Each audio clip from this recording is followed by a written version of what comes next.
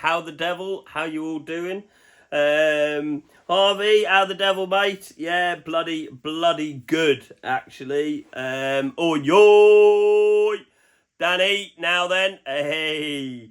I've actually got something quite special planned for you, Danny, mate, but I'm not going to tell you. It's gonna snow. I'm early. Yeah. How are you, Kathy? Well, Lucy, how you doing? I don't recognise seeing you before, so good day. Welcome to the Wednesday Waffle. Send nods. How you getting on? Yeah, mate. Yeah, please go on, fire away, Carlin, mate. So for those of you watching, if you haven't seen this before, this is the Wednesday Waffle, where I talk about what has been going on in the business this week. Bit of a recap, Wednesday to Wednesday, what has been going on. I think it's quite a nice little insight for people to see exactly what goes on, setting up, running a brand like this. And I tell you what, it has been a rather good... Jim Bob! RDA representative right there, TGW, good day. Amy, how are you? I hope you're all well. We are literally just about to get into the week's Wednesday Waffle. If you've got any questions throughout about anything that I'm talking about, feel free to bang them on. And as I've finished that immediate of whatever it was I was talking about, I'll answer your question. Well, I can, Danny, and I am gonna. So... yeah, you've got quite a nice little extra surprise coming. So for everybody watching, Danny there, I'd been a bit undecided about a certain element of the design of my Metropolitan Smock. Much like a lady called Bryony was saying something about what she'd like to see in the design, which Mandy, right there, who's just joined on Instagram, will have implemented. Like I said, I was a bit on the fence about something, and after a conversation with Danny, who I've never met, I put that in. So yeah, thanks to Danny, you will see the embroidered logo on the Metropolitan Smocks on the left arm. So yeah, I saw a post saying how you and this brand you two is going to help each other out. You was going to show them who you use you sew the jacket sign. Yeah. So go back onto the previous there was a post when you'll see me stood in a suit in just at the back of Harrods, and there's all the comments from that guy. I contacted him directly, outlined my parts of that, and instructed him that the threats of violence against me were to stop, or I would, produce all the screenshots of our conversations and the screenshots of people who were threatening violence against me, and send that to Instagram. But basically, in short, he wanted to use my design. Now you're quite alright, Carlin, mate. He wanted to use my design for an idea that he had, and I basically, looking at his sort of following and his brand ideas, I decided that would have been bad for my brand to align with a brand like that, and I told him that I wouldn't let him use my design. But I told him all the steps that he needed to take, how to get his own design done, the costs involved with it, and he never followed through. So yeah, and he also tried to say that I'd copied his logo, and then when I asked him how he'd got his logo trademarked, because there was certain rules that his logo was breaking, he then realised that I hadn't stole his logo, and because the logo that is representative of my brand is the uniform that I've worn for over a decade and a half, serving the two monarchs that I have served under. So he kind of initially reached out thinking that he was in the right, I just explained to him why he wasn't. But yeah, by the by, and he also said that I'd copied his idea with the wax jackets. But yeah, I mean, I mixed the wax with the tweed. And if he wanted to say that every brand that had put wax with tweed was copying him, he'd have to go back to long before he was born. So yeah, I just couldn't work it out. You get me, guys. Yeah, go back to, I think it's only a couple of months ago the picture anyway, I'm stood in front of a red brick building. I've got a waistcoat on. I'm wearing a grey suit, and people were commenting on it, but that basically is on there. But yeah, so that was that. And then any other questions? Fun point as well. One of the people that actually reached out to me that he'd told his side of the story to, saying that he was going to come down and my times, what was it? I can't remember exactly, but basically he was threatening to come up and do me in. He actually then reached out to buy some stuff off me, so thanks for the custom. So anyway, the Wednesday Waffle, here we are. Last Wednesday was a bit of a nothing day. To be honest, I've got nothing wrote in there, and that was when we did the last Wednesday Waffle. So yeah, and then the Thursday, that was quite an exciting day, to be honest. Hello, Sophie, how you doing? Just dropped in. Just want to say thank you for your service. Good to see a brand built off experience. Yeah, thank you very much, mate. I appreciate that. Certainly in months gone by, it was a bloody lonely, difficult and expensive and sleepless night's road, and without my little ears who's in there cooking dinner, I certainly wouldn't be where I am. And like that guy that has just tuned in there, Jack Wiles, we might have a long weekend this weekend, Jack, so if I do, I'll be there with you on Friday. Seeing other people have achieved it, it was a massive, massive bloody help. And certainly now, I seem to be out of them initial woods of just thinking like, what am I playing at? We are really, I've built something here now, and the foundations are in, the bricks and mortar are starting to go up. So it's really bloody, yeah, it feels good. And we're actually going to try launching into Japan from Monday, so we'll see how that goes. And then Thursday, like I said, any of you that saw my stories had a bit of an unexpected deal, so shout out to Trident Military Cigars.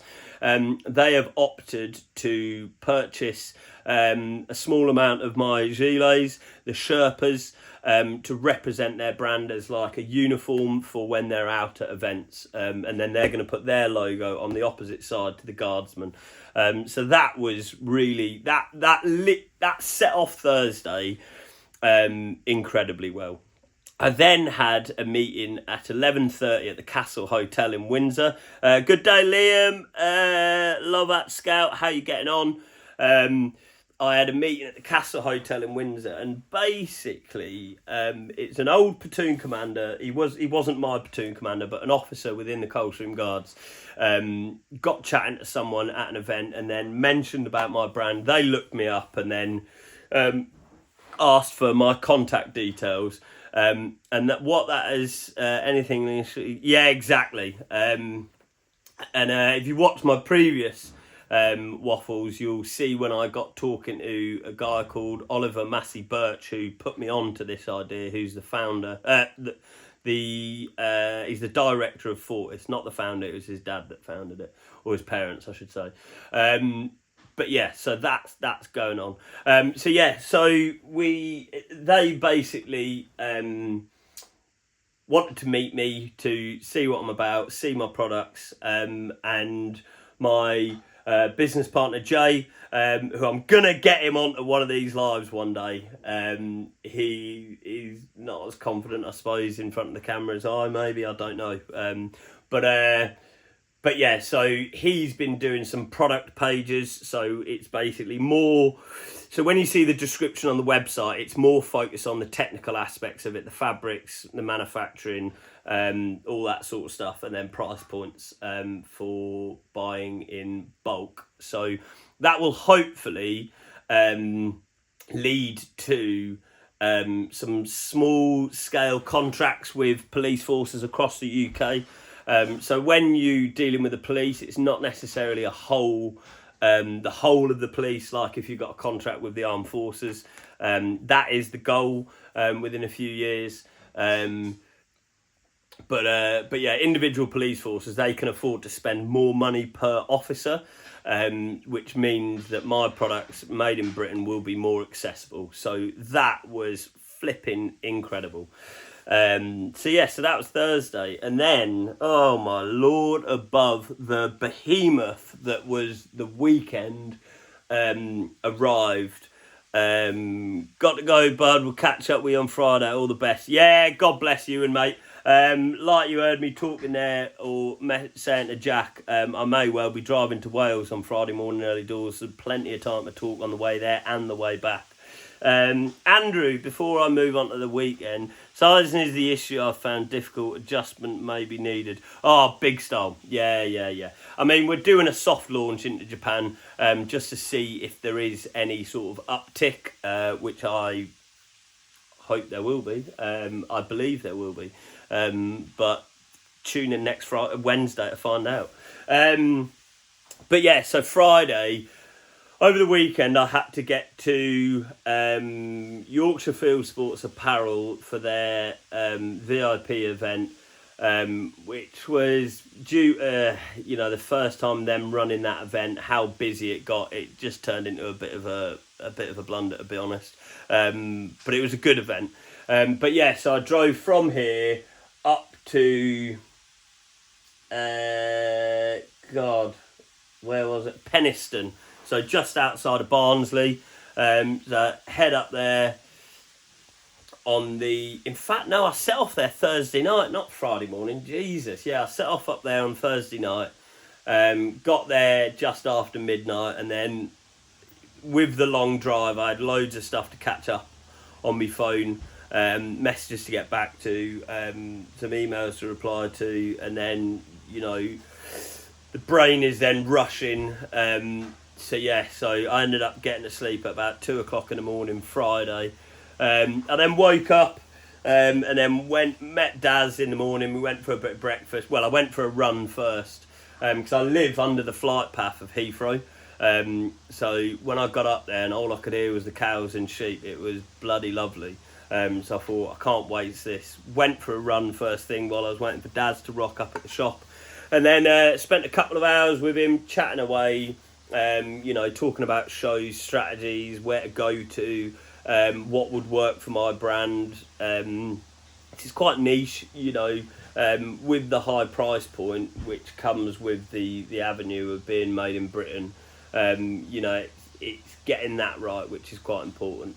So we spent the day talking about that, and then I went over to not Goole, a little village just north of Goole, past Carlton, about halfway between Hull and where I was at Penistone, to meet an old pal called John who got out the army about a year or two ago. See how he's getting on, had a good natter, and then went back over to Yorkshire Field Sports. There was a couple of old soldiers in there that we were nattering away with, and then the event was meant to start at 7, but people started coming in at 6 before the team at Yorkshire Field Sports were ready. So it kind of just went a bit tits up, to be honest.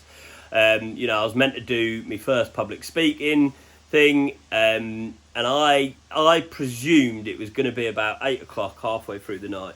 And then I noticed as I was chatting away to a Yorkshire couple that the shop had started to empty out a bit at about 10 past 8 or something, and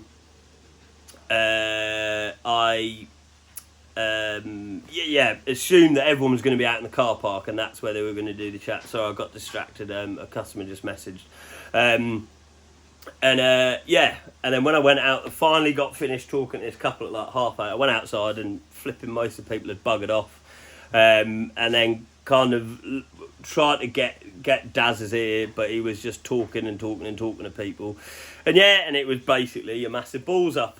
And then it got to like 9:00 when the event was meant to have finished. And I knew I also had to be in Birmingham that night to collect some smocks. And I said to him I'd be there before midnight. So I just packed my stuff and got down on the road. I then got to Birmingham about 11:30, 12:00. I think it was gone 12:00 actually. Picked up the first smocks. and then had a little quick natter with Pav for a few minutes before then getting back in the wagon, and then driving back to Windsor, where I walked in the door at about 3 o'clock in the morning, and just as I got into bed, my phone went off, and it was a text from a friend called Callum Banfield, another geezer like me, just hungry for it, and he messaged saying, "Don't suppose you're up?" I says, "Yeah, man, I am. What's up?" And he was setting up his first, it's called MI Healthy, so make it healthy food stand. So he does like salmon cream cheese bagels, roast chicken poke bowls, fruit smoothies, all this sort of thing. And basically, the people that had gone to drop his refrigerated van down hadn't turned it on, so when it got there, it was warm. He arrived with the food that was refrigerated and was like, "Bugger, this is all going to be ruined by the time this fridge turns on." So he came to mind to put all the stuff in the fridge, so it was about half hour from Wellington to here. And then, I offered him to sleep on my sofa, but he had to kick straight on again. I ended up getting to sleep at I finally got back into bed at about 4 o'clock and must have fell asleep pretty sharpish after. And then 2 hours later, I was up again at 6, ready to go down to the Canford Classic and Supercar Sunday.